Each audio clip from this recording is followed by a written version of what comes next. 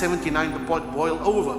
The pot boiled over and a new strongman emerged in Iran, Ayatollah, Ruhullah, al-Musawi, al-Khomeini. And he coined a term, the two great shaitans.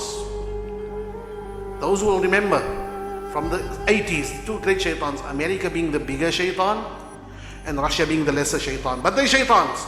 Khomeini said it very, very clearly. These are the two shaitans of the world.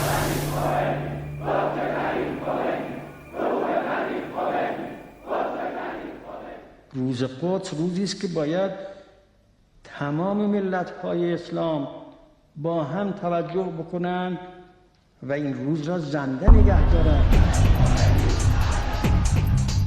He toppled the king, established an Islamic Republic, and took America hostage for 444 days. Even today, Ayatollah Khomeini remains a powerful symbol of hostility towards the US. But there is more to Khomeini's legacy, one that involves the Ayatollah quietly courting two US presidents behind the scenes. The BBC has obtained these newly declassified US government documents showing that Khomeini was playing Cold War politics while calling for revolution. We now know, at critical moments in his long struggle for an Islamic Republic, the Ayatollah secretly engaged the Americans, a fact never before made public. His first overture came in November 1963 when Khomeini sent a message of support to the Kennedy administration. Khomeini explained that he was not opposed to American interests in Iran. On the contrary, he thought the American presence was necessary as a counterbalance to Soviet and possibly British influence. Khomeini clearly understood that the Shah stood at a very vulnerable moment, and he was trying to cash in. He was trying to make the Americans believe that he is the alternative. Fast forward 15 years and he reaches out to another US president, Jimmy Carter. This is January of 1979, the start of a year that would prove pivotal to both nations.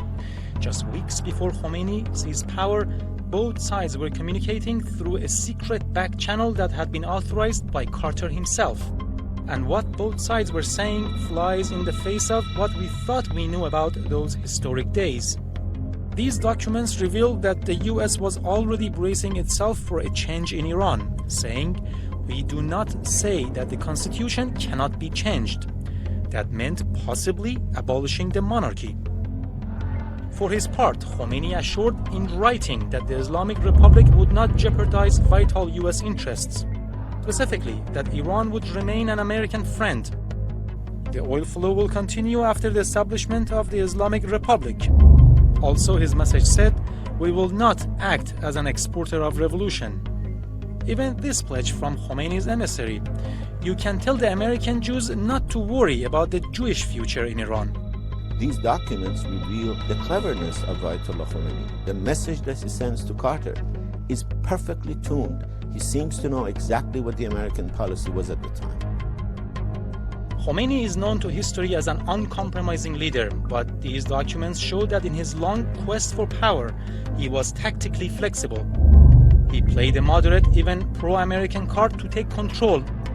Joining us now from our Washington, D.C. studios, investigative journalist and author Mike Evans. His new book is called Jimmy Carter, The Liberal Left in World Chaos. Mike, I understand this book's in the third printing already. It is, Pat, and it's great to see you, my friend. Thank you. Listen, you're really tough on Carter in this thing. He funded Khomeini in Paris, checks of $165 million 4 times to Khomeini while he was there 4 months, so Khomeini could get on a plane full of terrorists and journalists and have a radical Islamic revolution. Wait a minute, Mike. You say that Carter gave, through his administration, $165 million 4 times to Khomeini? Yeah, they did. They did it through operatives. I talked to one of the operatives who was carrying the money.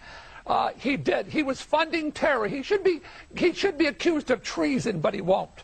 Carter planned the overthrow of the Shah by George Ball, his advisor. I met with the French. I met with the Israelis. I met with operatives in the United States. The actions of Iran have shocked the civilized world. There's a Hollywood story of the Iranian hostage crisis that we all know.